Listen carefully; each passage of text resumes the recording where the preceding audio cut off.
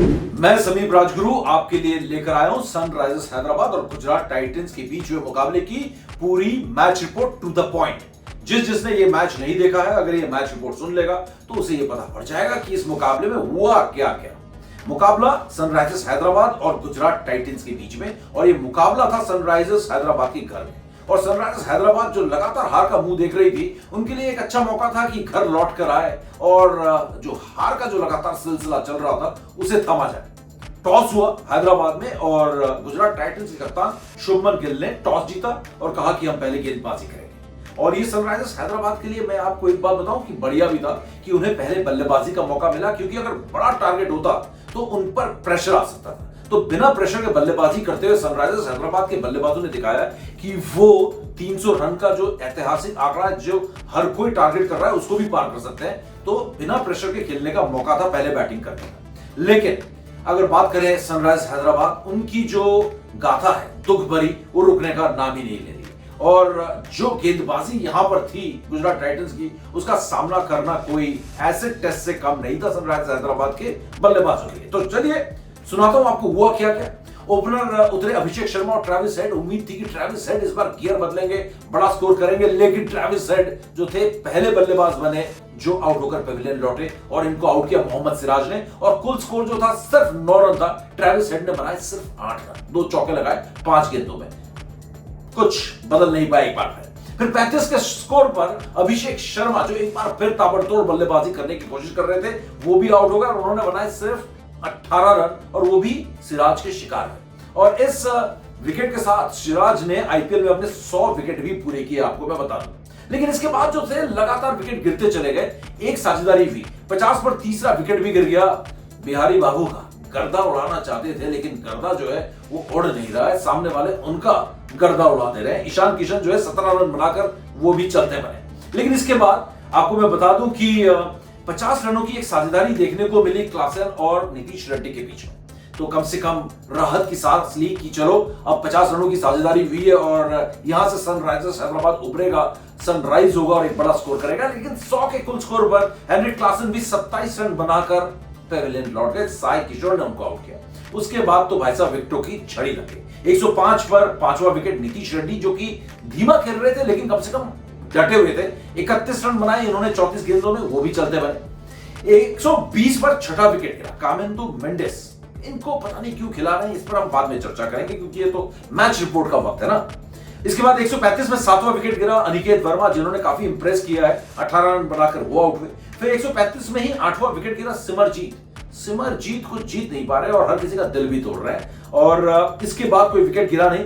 Cummins जो थे वो 22 रन बनाकर नवाज रहे, उनका साथ दिया शमी जो 6 रन बनाकर नवाज रहे, और कुल 152 रन बनाए यहां पर सनराइजर्स हैदराबाद ने घर में खेलते हुए 8 विकेट के नुकसान में। बताइए अब इस स्कोर के साथ वो जीतने की कैसे सोच सकते हैं। और ये जो कमाल की गेंदबाजी सिराज ने की है, ये वाकई में बता रही थी कि जो मैच की जीत का लीड था वो यहां पर गुजरात टाइटंस के तेज गेंदबाज रख चुके थे। सिराज 4 ओवर 17 रन 4 विकेट, प्रसिद्ध कृष्णा 4 ओवर 25 रन 2 विकेट। लाजवाब गेंदबाजी, और कहीं ना कहीं पूरे दांत जो थे वो खट्टे होने तय हो गए थे यहीं से सनराइजर्स हैदराबाद। इसके बाद गुजरात टाइटंस बल्लेबाजी करने के लिए उतरा और पूरी उम्मीद जो थी यहां पर कोई जीत की अगर सनराइजर्स के लिए थी तो वो यही थी कि पावर प्ले में वो जल्दी विकेट चटकाए, और ऐसा कुछ कमाल किया भी। 15 पर पहला विकेट उनका गिरा साई सुदर्शन का, जिसको शमी ने आउट किया, 5 रन पे वो आउट हुए।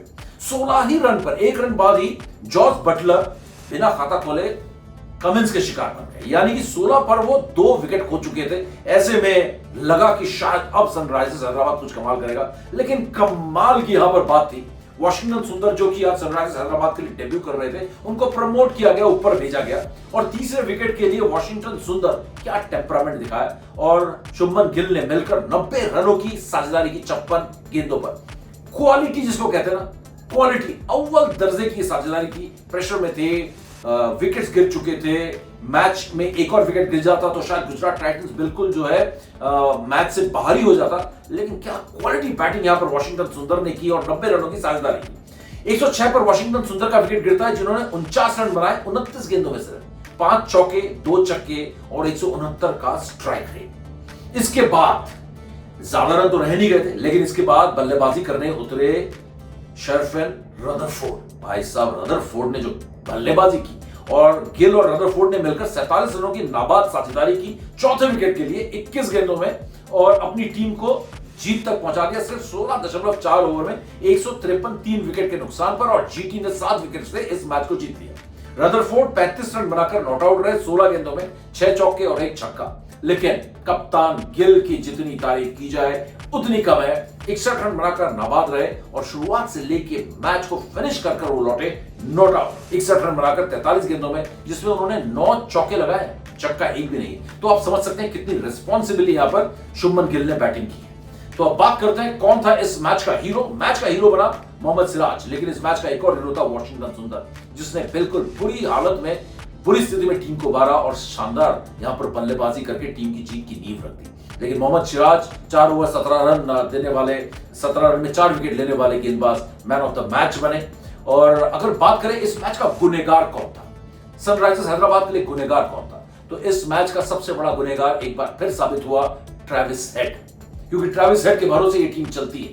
ट्रेविस हेड इस टीम के वो खिलाड़ी हैं जिसके इर्द गिर्द पूरी उनकी बल्लेबाजी चलती है। जैसे मुंबई इंडियंस की अगर बात करें रोहित शर्मा या विराट कोहली आरसीबी के लिए है, उसी तरीके से ट्रेविस हेड है।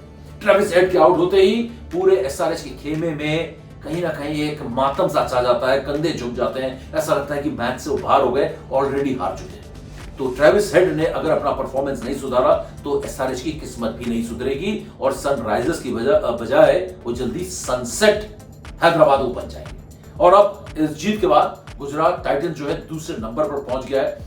पॉइंट्स के लिहाज से वो टाई है, लेकिन एक मैच ज्यादा खेल चुका है डीसी से। डीसी 3 मैच 6 अंक, लेकिन अगर बात करें NRR and net run rate के लिहाज से डीसी नंबर 1 पर और नेट रन रेट के लिहाज से 4 मैचेस 3 जीत 1 हार के बाद गुजरात टाइटंस दूसरे नंबर पर है। और नेट रन रेट की अगर मैं बात करूं, गुजरात टाइटंस 1.03 है और अगर डीसी की बात करें तो उनका नेट रन रेट जो है 1.26 है।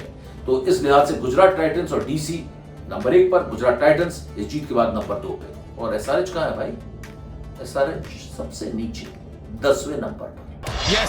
क्रिकेट की हर बड़ी खबर, हर बड़े अपडेट और लाइव डिस्कशन के लिए जुड़िए मेरे साथ सिर्फ India TV cricket YouTube channel पर।